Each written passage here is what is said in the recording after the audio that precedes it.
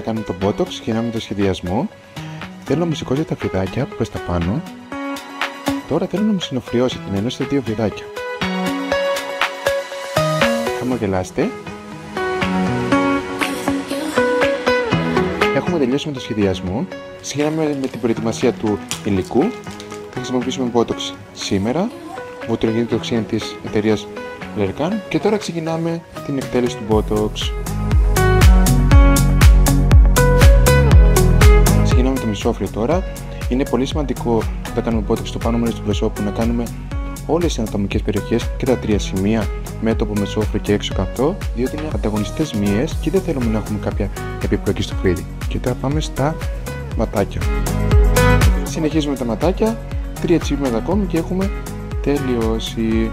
Νομίζω ότι είναι αρκετά γρήγορο, ανώδυνο και απλό για το αποτέλεσμα που δίνει.